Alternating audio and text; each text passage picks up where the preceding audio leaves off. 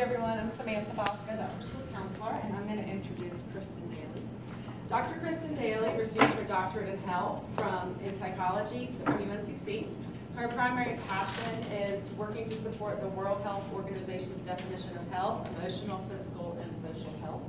She started her career working in sleep medicine and has worked in sleep medicine while completing her master's and doctorate. She's one of approximately 200 psychologists who have completed certification in behavioral sleep medicine. She's trained to work with sleep disorders across the age spectrum. She started her career in psychology, working with adolescents in an intensive outpatient environment, and utilized group, individual, and family therapy. She currently works at Southeast Site. She's married with 3 children and tries to spend as much time with them outside as possible. Please join me in welcoming Kristen.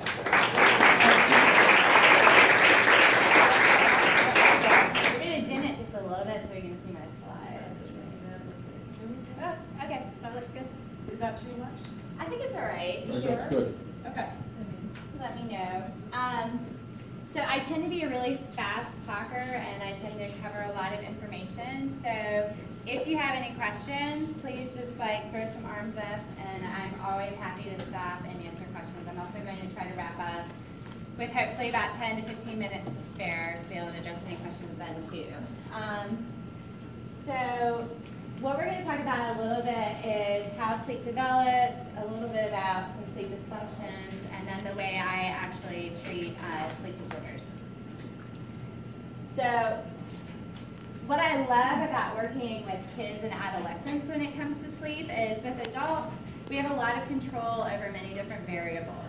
So there are a lot of issues that can affect our sleep that we are aware of and we can intervene with. With kids and adolescents, it's not just what's happening inside their brain or what's happening in their lives. We have this environmental context too. So how many of you guys read books about how to have your babies sleep before you have babies? Yeah. And how many of you guys, like me, tried to give that book to your mother-in-law so she would follow the advice of you? Doesn't go well, right? And the funny thing is that, so in 2012, the American Academy of Sleep Medicine did a poll, a survey, to find out what books were available for parents about their kids' sleep. And then what they did was they looked at what kind of educational background the authors of those books had. And the funny thing was, in 2012, they looked at, I believe it was in the neighborhood of 70 different books written about pediatric sleep, and only about 50% of them were written by people who had any type of actual sleep training. So the challenge is that you will get lots of opinions about how to help people sleep, and a lot of those opinions are very uninformed. And so we always have to look at the big picture. What are your beliefs about sleep? Another thing I will talk to parents about is what are your beliefs about attachment? Do you have a sense that you need to be responsive all the time, or are you okay with occasionally saying, I don't have to respond to that particular cry? We'll look at the neighborhood itself. Are you in a comfortable, quiet neighborhood? Or I had a client earlier today who was talking about when she was young, they lived across the street from a trucking company, and her room was in the front of the house. And she said, as we were kind of going through her sleep history, she said, I really think that the truck started about 4 a.m. and that noise in its own created this habit of really chronic sleep disruption. Another thing that's always fascinating to me is we all have stories about sleep through the family. So it's not uncommon for me to talk to somebody who will say, yeah, my kid doesn't sleep, but none of us are sleepers. We're just not. And what that does is that tells me a little bit about how sleep is even addressed within the house. What are our expectations for sleep? So then we have more of the micro environment. So when I was first pregnant with my first child, we had this really beautiful painting of a dog that a friend of ours who's an artist had done. It was my husband's dog before we got married. So anyways, he'd done this lovely painting. And I was pregnant with a son, and I said, this dog painting is just beautiful. I'm going to base all of his bedroom decor on the colors. This is the painting. And when my son was about 7 or 8, we were moving to a new house, and he said, Mom, do we have to have the painting of Dad's dead dog in my room? And it had never occurred to me that was how he saw that. And this poor kid always had this dead dog painting of his bed. So He didn't have to take it to his room. I let go. But at the same time, that's something that we tend to do. I always think it's amusing. Sometimes I have adolescent clients, and they say, yeah, we decorated the room when I was 6. I no longer like yellow flowers, but they're everywhere.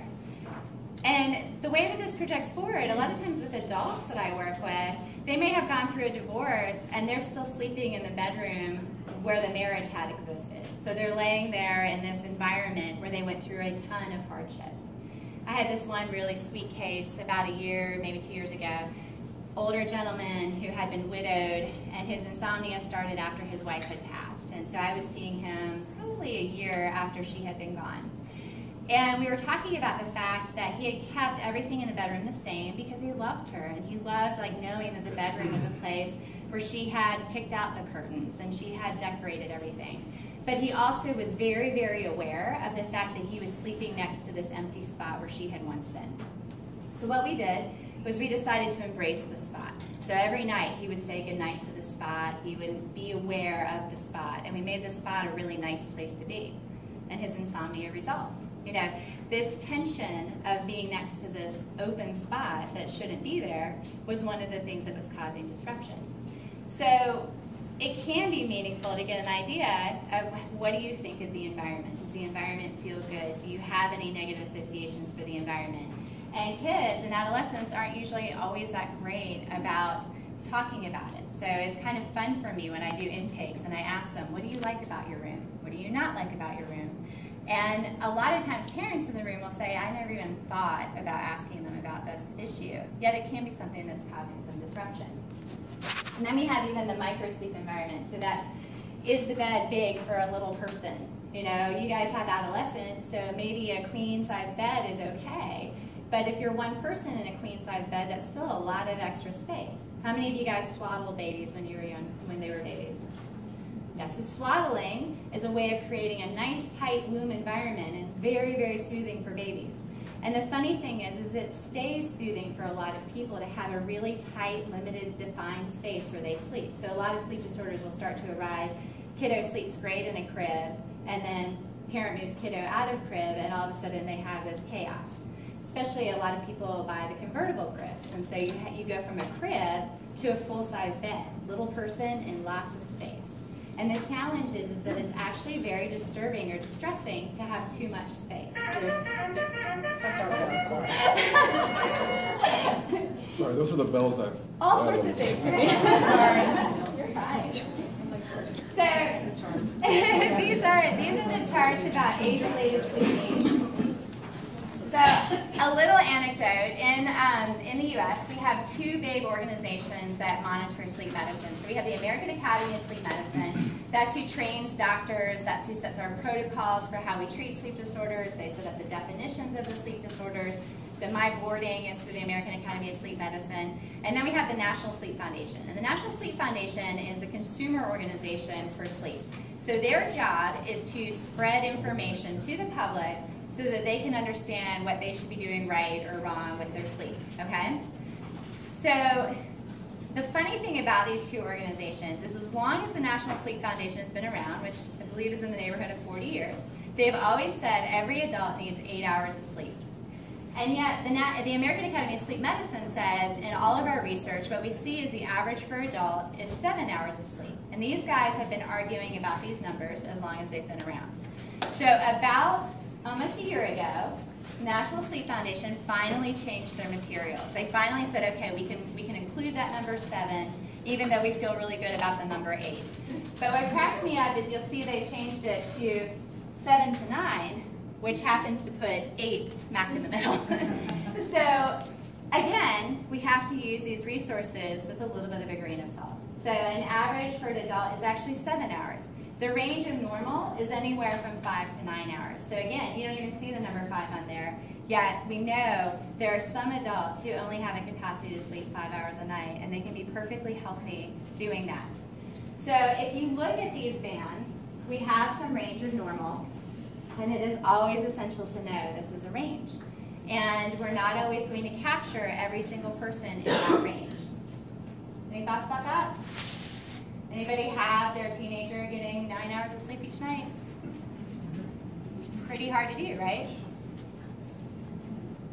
So let's talk a little bit about what goes wrong when people develop insomnia, okay? So this is the classic model of insomnia, so problems with sleeping at night. So everybody has some kind of predisposition to insomnia. This is where that we can see in families that there's a tendency that people will have some struggle. So grandma had the problem, then I had the problem, now my child has the problem. We all have a predisposition. So if you imagine this is your threshold for developing insomnia, some folks, they're way down here. They can have a cancer diagnosis, they can have incredible loss in their life, they still sleep okay. These are people that have super excellent sleep metabolisms. It takes nothing can really throw them off track. To me, it's the equivalent of people who drink regular soda and never struggle with a weight issue. You know, they can have it, it doesn't matter. Their body is resistant to anything that's a threat. And then there are people who are right up here. It just doesn't take all that much to throw them into an experience of sleep disruption. So they might know what the stressor is. It might be, oh, I've got an interview coming up, or I have an assignment due, and that's going to disrupt my sleep. And sometimes they have no clue what the stressor is because it's just so easy for their sleep to be disrupted. When we start to have a pattern of sleep disruption, and the clinical definition of insomnia is problem sleeping most nights during the week for a period of a month or longer. So we consider that 3 to 4 nights of sleep trouble during the week is what's considered the diagnosis of insomnia. Often when it's early on, it's mostly that stressor that's still causing the insomnia. So I've gone through a loss, or I have this big assignment due, and that's the thing that's disrupting my sleep. But over time what happens is the way we compensate for the insomnia creates ongoing insomnia. So when we look at insomnia treatment, what we have to do is we have to try to back all of that stuff off. Usually by the time that they come to me, most folks have been struggling for a very long time. It is unusual for me to see someone in the first 6 months of their experience of insomnia. I've seen people who had insomnia for 30, 40, 50 years. And so we often have a lot of behaviors that have been created as a way to try to compensate with sleep problems, and that's where we start. Often those stressors are gone, but sometimes we have to process the stressors too. Any questions about that? Okay, so what does good sleep look like? It looks like when I change my slides, all my writing went away. But so here's the thing that I love about what I get to do. So the thing about sleep medicine is sleep medicine basically masks the problem. It creates a sleep cycle not the same as what your brain would do on its own. And if we take away the sleep medicine, we usually see the insomnia comes right back. It doesn't treat what's dysfunctional in the brain, but rather it creates a way of coping with the dysfunction. However, when we do behavioral intervention, where we actually teach the brain how to sleep again, what we actually see is recovery in the brain. So there's a part of the brain called the hippocampus, and people who've experienced chronic insomnia tend to have shrinkage in their hippocampus. When we put them through behavioral intervention, where we teach the brain how to sleep again, the hippocampus actually recovers. And that is a really, really fun thing about the work that I get to do. We also will see some regulation and activity in the brain. So there tends to be disruption in the pattern of sleep, and that regulates with appropriate intervention.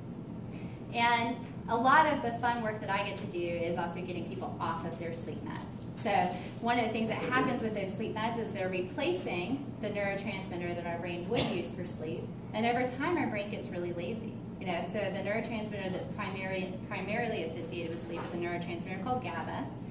And if you imagine that we would need this much GABA to go to sleep, and we've been struggling with sleep, so our brain's not making enough, when we start to take medicine, it pops us over that threshold, and the great news is we get to go to sleep. But we have extra GABA in the synapse, and our brain doesn't like to have extra neurotransmitter. So what happens is, over time, it downregulates its own GABA production because it knows the fake stuff is coming. It doesn't have to work as hard. Fake stuff will be on board. This is why a lot of people who've been taking sleep meds for a long time might try a night off of sleep meds and find that they can't sleep at all. And what's happened is their brain is waiting for its fake GABA. It just doesn't know what to do because it doesn't have that fake neurotransmitter present. So what we do is we're able to pull down that medicine, and slowly the brain learns how to recover and make its own GABA.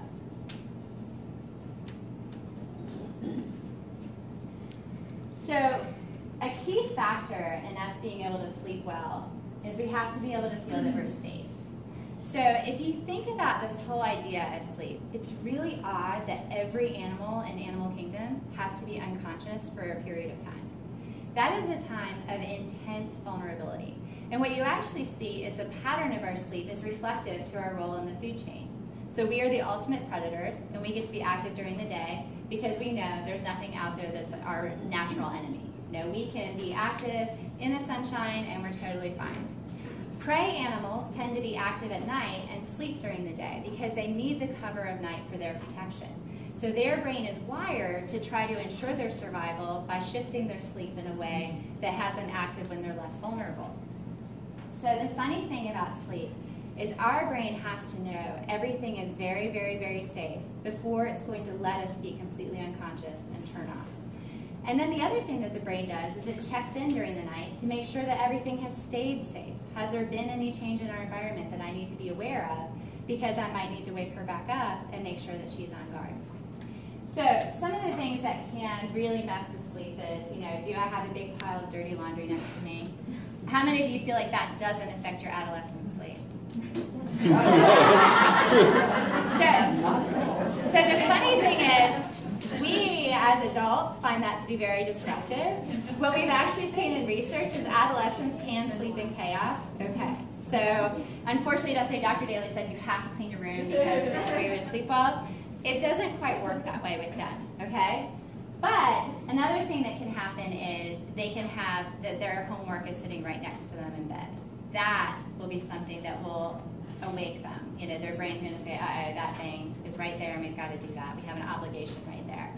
Or we might have a device that we feel like we need to be responsive to. When I speak to groups of adults, I always ask this really important question. Are you that important that you need to be on call 24 hours a day? It is not that long ago that being on call 24 hours a day was a really hard thing. I remember when my husband and I were dating, we were about to celebrate our 15th anniversary, and when we were dating, he had a pager.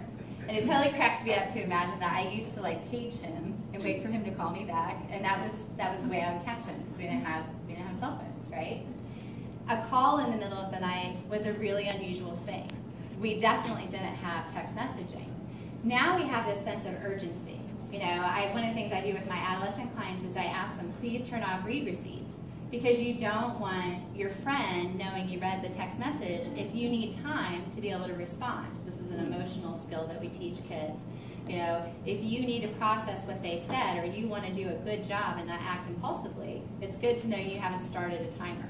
Because I will have kids who are obsessive. They know I read the text. I need to be able to respond. And then we have this other problem where our friends expect us to be available 24 hours a day. They should be able to reach me at 1 a.m. to talk about their problem with their boyfriend. So we get into this mindset that we are really, really essential, that we have to be responsive. But yet, it really works to our detriment.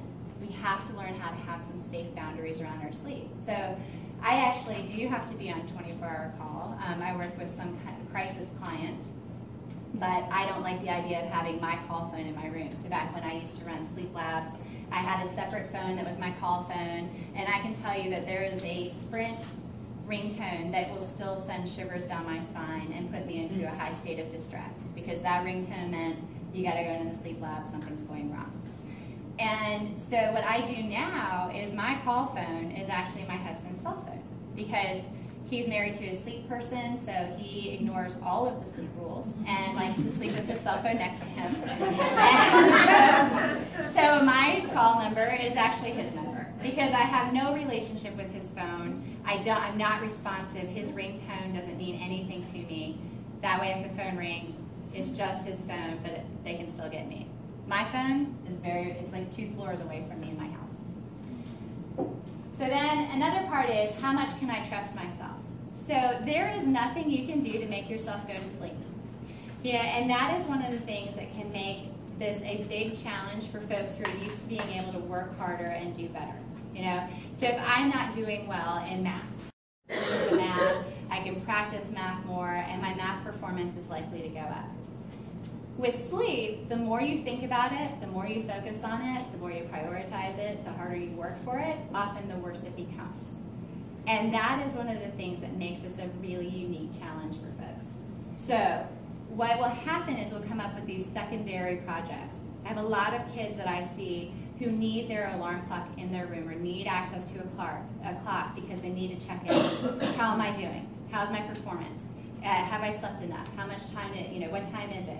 How do I know if I didn't oversleep?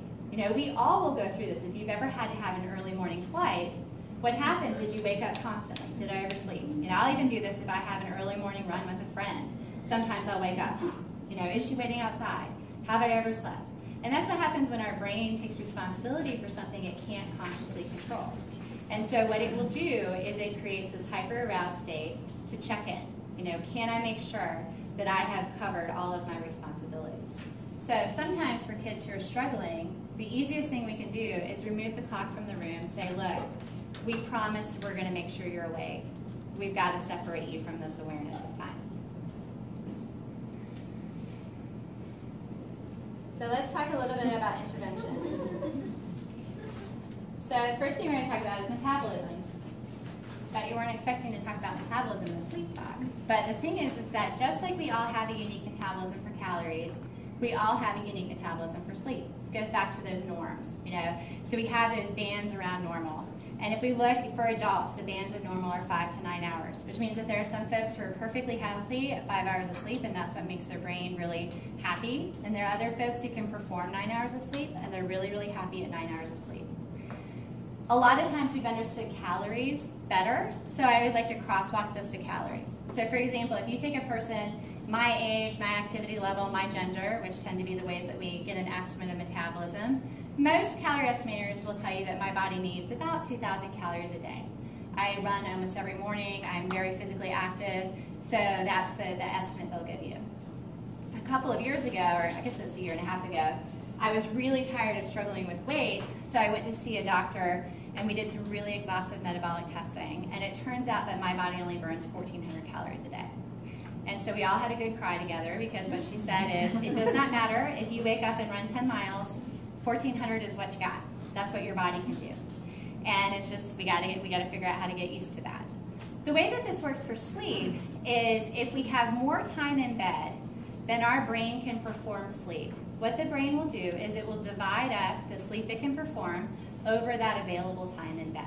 So let's say I have a person who's been listening to the National Sleep Foundation and they think they need 8 hours of sleep each night, but they're a 5-hour sleeper, so they're putting themselves in bed 8 hours a night. Or Oprah's trainer, Bob Greene, every week he sends out this tweet, tonight is sleep night, give yourself an extra hour of sleep. And it drives me up a tree, because I'm like, how exactly are you going to give yourself that extra hour of sleep?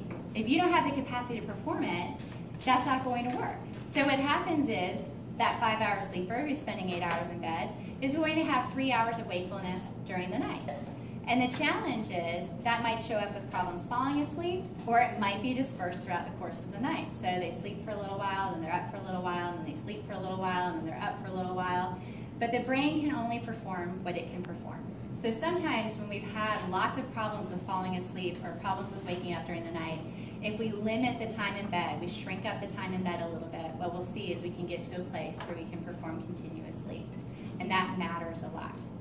So when I have kids who I'm working with, one of the challenges can be, when does the brain think sleep is available? So what I will do with people is we'll keep sleep diaries, and we'll look at when do they typically fall asleep and when do they typically wake up. A very normal sleep diary for me to see from an adolescent, I should say normal, if they're in my office they're not normal, right? So if I'm seeing this sleep diary, what I tend to see is maybe midnight to 5, Sunday through Thursday, Friday, going to bed at say 1 a.m., sleeping till 2 p.m. Sunday, same kind of pattern, so long weekends, short during the week. And the hard part with that is if you think about for the brain, to the brain, we could be asleep as early as midnight, and we could be sleeping as late as 2 a.m. So we have 2 p.m. So we have this huge band of time that sleep could be potentially available. And the challenge is that really creates some dysregulation. Brain says, it's okay if I don't fall asleep now, I could catch up. Who knows, it could be a weekend we could sleep in. So the next part of that is circadian rhythm, so the brain's sense of time. And with circadian rhythm, the primary clock system, so the thing that teaches our brain the most about time, are we have receptors in our retinas that are called our retinal Zeitgebers. Zeitgeber is literally German for time giver. And what these receptors are doing is they're constantly picking up the amount of light that's in our environment. Light is measured in a unit called lux, L-U-X. Bright sunlight, like what's outside, 5 to 10,000 lux of light. When we are in that nice bright sunlight, what happens is these receptors are super, super excited. And when they are super excited, they stimulate the production of serotonin in the brain. So if you've ever known anybody who gets really depressed in winter or who moves to Seattle and is suicidal, it's because they're not getting enough of that full spectrum light exposure for their brains to produce enough serotonin. The shortcut to understanding circadian rhythm is to think about what life was like when we were cavemen, because this is a caveman part of our brain. So in caveman days, the sun would go down, and there went our source of light. And what we estimate is that the cavemen didn't just immediately fall asleep because they were in the dark, but rather what would happen is when we get into darkness or very dim light, these retinal receptors, the retinal zeitgebers, become inhibited. And when they become inhibited, they take the serotonin that the brain has been producing during the day and metabolize it to being melatonin. Melatonin tells your brain it's dark out. So if you give melatonin to a nocturnal animal like a raccoon or a mouse, they will become active because their brain knows dark equals activity. So then what happens is melatonin levels rise for about 2 hours, then they trigger the release of the neurotransmitter GABA. GABA, again, is what actually makes us go to sleep. Now, when we were in our cave, I don't know if you've ever been in a cave, caves are pitch black, right? You can't even see your hand in front of your face. When we were in our cave, melatonin and GABA would both remain active, and in the morning when we walked out of our cave and got our first bright light exposure, that was the signal to our brain, this is when you're supposed to be awake. So things that have changed since caveman days. For one, tons of my clients wear sunglasses all the time. I always think it's really interesting. I'll have them track their exposure to bright light, and I'll hand them their sleep diary and say, you know, here you're going to put an O here every time you're outside in bright, full spectrum sunlight. And a lot of my clients will say, that doesn't happen. I wear sunglasses. Well, that's a signaling that your brain is missing out on. And then the other thing the brain isn't quite aware of is the fact that Thomas Edison came along, certainly isn't aware that Steve Jobs came along. And so now we have all of these external sources of light. And the thing is that when we are in light, the brain thinks we're supposed to be awake. Devices are bright, flashing light right at those retinal receptors. Very stimulating to our eyeballs. So recently we were watching a TV show that I found to be very scary, but I was not going to admit how scared I was. So instead I had my smartphone in my lap and was kind of watching the smartphone rather than watching the TV. And I actually pushed my bedtime back by more than an hour, just because I had that bright light source in front of my eyeballs. You can imagine I'm very rigid when it comes to sleep rules. I don't usually have my smartphone. And so the challenge is the brain is getting this very confused message. You know, my older folks, sometimes what I'll see is they get up and they use the bathroom during the night and they turn on the lights when they go to the bathroom. But what happens is when they turn on the lights, the brain says, oh, we're supposed to be awake.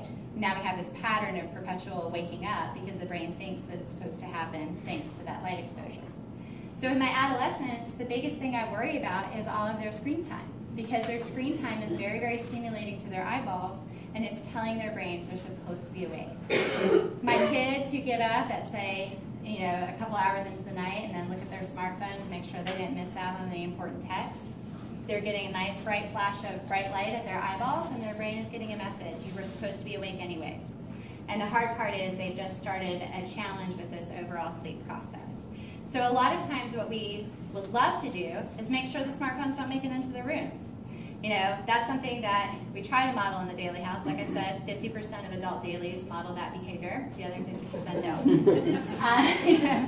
So the challenge is it's good for us to model it. It's also really good for us to have restrictions. So for some of my folks who have adolescents who are struggling, what we might do is have the Wi-Fi shut down at a certain time.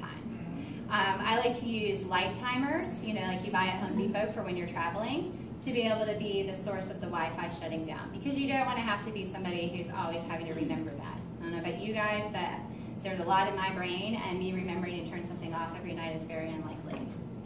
So that's one way we can do it. Do not trust the filters or settings on devices. So I've been in sleep medicine for almost 20 years, and what I can tell you is every 5 years we have this, you know, I had a client who walked in the other day wearing his orange glasses, which are meant to filter out all of the light that would create a problem, you know. And he's so proud of himself. And the thing is I can tell you, I go to these sleep conferences, we always have this special filter that's going to be the one. If you are a person who has a tendency to get dysregulated sleep, the filter is not going to work for you. these devices are always tested on people who are normal. And the problem with that is that, again, remember how we talked about where insomnia comes from? Some folks are really, really close to that edge. The thing that we inherit through our families is our eyeballs, right? So if you had somebody who has a grandmother who had super sensitive eyeballs and you have those super sensitive light sensitive eyeballs, the filters aren't going to help you. Another thing that I tend to see is folks tend to sleep with lights on, or they might have night lights. And night lights, again, our eyelids were not made to filter out light. Remember, our caves were pitch dark. So the challenge is that when we close our eyes, light is still getting into our eyeballs and exciting those retinal receptors. Babies who are developing in utero are actually learning circadian rhythm by light that filters through mom's stomach into these developing eyeball receptors. These guys are super duper sensitive. So there is not a lot of safe light during the night. So we got to work on getting that environment absolutely dark. And then we got to have some sunlight during the day. It matters a lot that we get to be outside and we're in that full spectrum light and we're not always wearing our sunglasses. And we get the ability to have that nice serotonin production. I have very light sensitive eyeballs, and so what I tend to do is my rule is if it's before 10 a.m. or after 3 p.m., no sunglasses. That 10 to 3 window I know is very painful bright light. I don't have to stay in bright light during that window of time, but I still have to have those exposures. There are two other parts of circadian rhythm. The second is ambient temperature. So just like our, we didn't have temperature, we didn't have available light, we also didn't have available temperature control. Caves are usually very, very chilly. And the funny thing is that our heads are happiest in a cold environment. So about 65 degrees is the recommended temperature for sleep. And what we see in research is, nice and cold.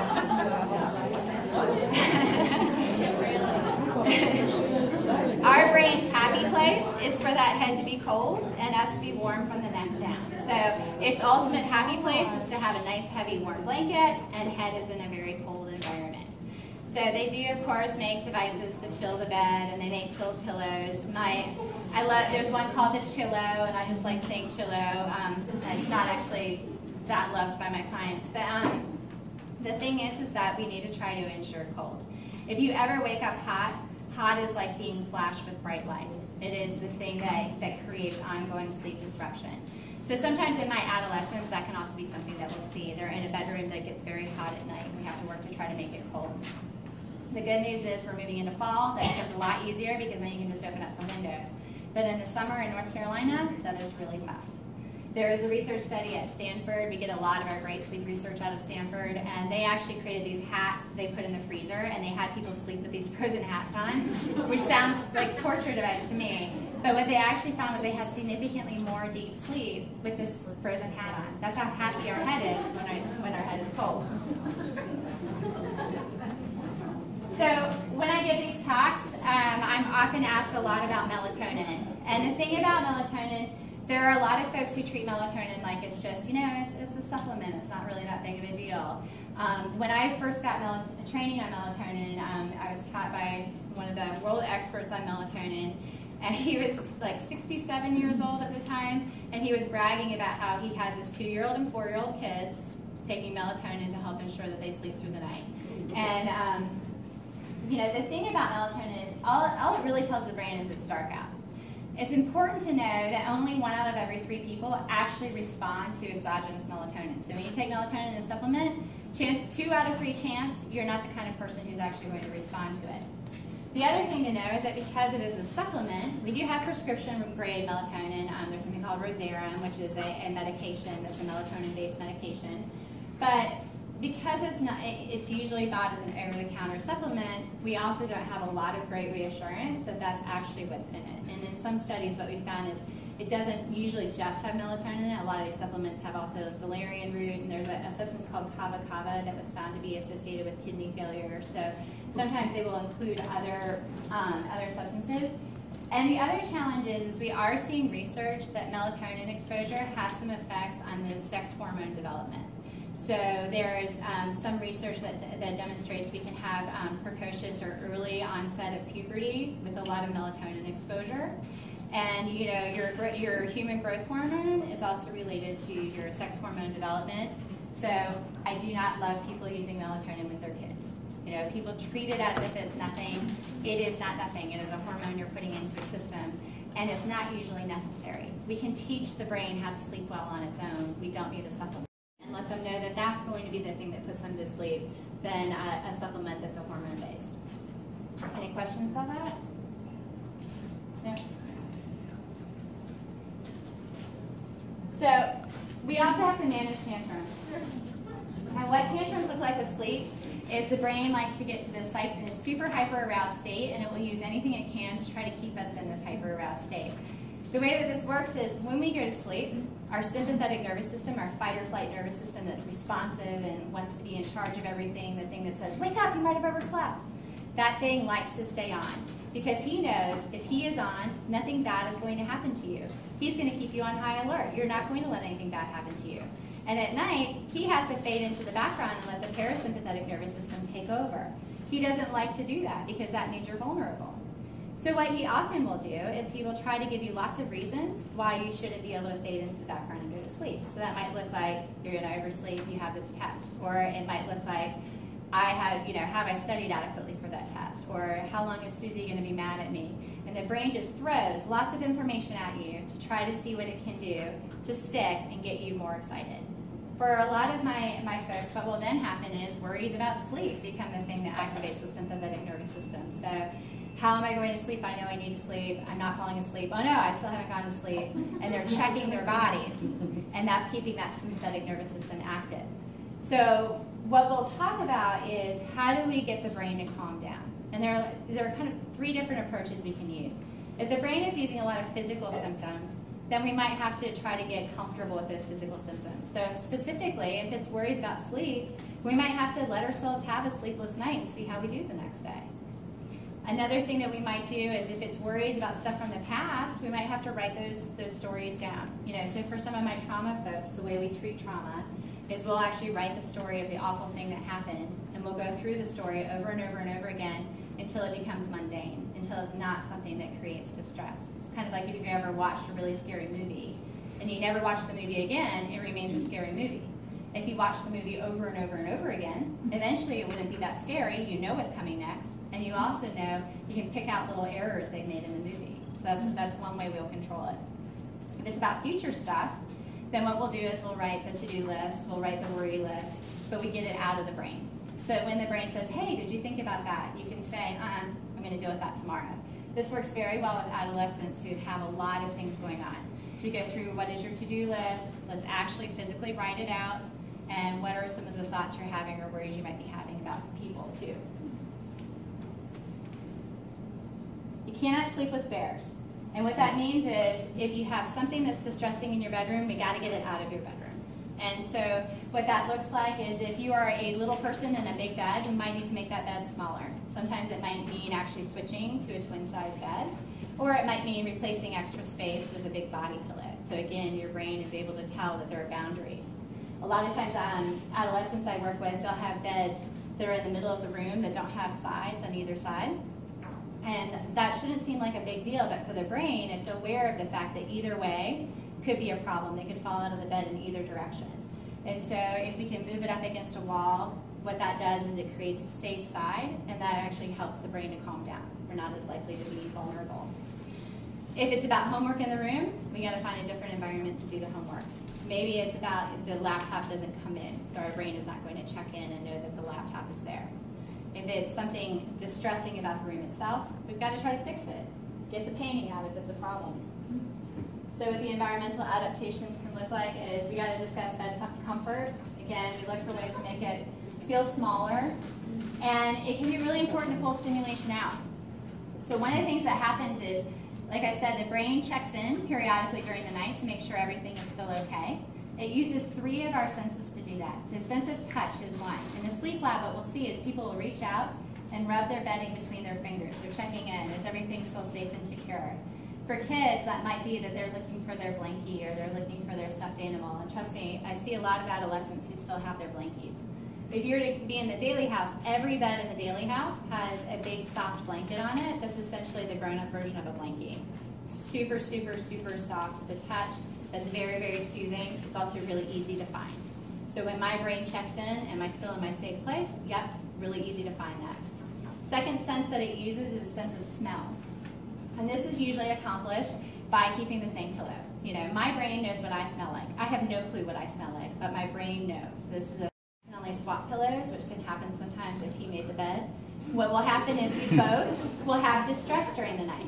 We'll both wake up, and we won't know why we woke up, but it's because our brain is like, this doesn't smell right. This is not the right place. This is also what happens to a lot of people when they're in hotels. It doesn't feel right. It doesn't smell right. The third is sense of hearing. Your brain is checking in. Does everything still sound the way it's supposed to? So we've been living in our house now for about 2 years. And when we first moved in, it took us a while, but for some reason my husband and I were both waking up around 3 a.m. And we could not figure out what the trigger was. We could not understand why 3 a.m. had become this magic time for us to wake up.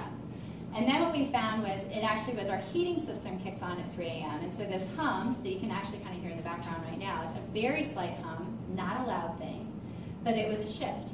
So when brain checked in, does everything still sound right? We had this new thing in the environment, and brain wakes us up. It says, wait a second, something's wrong, you need to figure this out. And so this is where white noise can be a beautiful thing. White noise covers the sound that's causing the disruption. My husband picked the sound of crickets, which is a fast repeating chirping sound. And I promise you the first night I slept with the crickets, I woke up all night. Crickets! We never feel good the first night with white noise because it's something new that's been introduced into the environment. After about 3 days, my brain finally mapped on that crickets are safe for sleep, and now there are times we'll forget the white noise and I actually wake up to turn the crickets on. We did that because we have it on the smartphone too, so when we travel it's really easy to replicate. So a lot of times white noise can be a wonderful cushion to try to ensure this. A lot of times my clients will have tried out blocking noise in their ears, and that tends to not work very well. I want you to watch your time too. Yeah. We are wrapping up. Okay, so here are the things that we really need to watch out for. Make sure that we pay attention to that circadian rhythm. So an adolescent has a natural tendency to be what we call phase delayed. They want to stay up really late and sleep really late. This is actually part of their brain development. It's really normal. But it's pretty rare to find a school that matches a desired adolescent schedule, right? You guys don't start at 1 p.m., right? So the challenge is that that's the way the brain would be happiest. It doesn't mean it can't adapt. What I love about circadian rhythm is it's a loose system. It can be entrained. It can be taught. We can be taught. I worked third shift for 7 years in sleep labs. My brain had to learn how to stay up all night. My first job in sleep was watching babies sleep. And it was so painful to fight sleep while watching little infants sleep. But it learned how to do that. And the way you do that is you match the circadian pattern to what actually fits their schedule. Here's the hard part. You want that schedule to be constant. Our brain doesn't understand that there are weekends. It really doesn't. It likes everything to be exact same day after day after day. So a lot of folks I would see after they've retired, I can't sleep well at all now that I've retired. So what that looks like is you want to try to keep your wake time on weekends as close to what it is during the week. That's going to make some folks miserable. Napping is okay. I would much rather you wake them up close to the time that they're supposed to be awake, have them have some light, and also maybe some food, and later on they take a nap, versus sleeping in a lot. That's going to affect their performance. There are a lot of other hormones that deal with wakefulness that are entrained by our circadian rhythm, and if we want them to do well in math at 9 a.m., we got to keep their wake time on the weekends the same. And so then what happens is their brain will know, this is when I'm supposed to perform. And that actually helps us to be sustainable. All right. So that's what I got for you guys. What kind of questions do you have?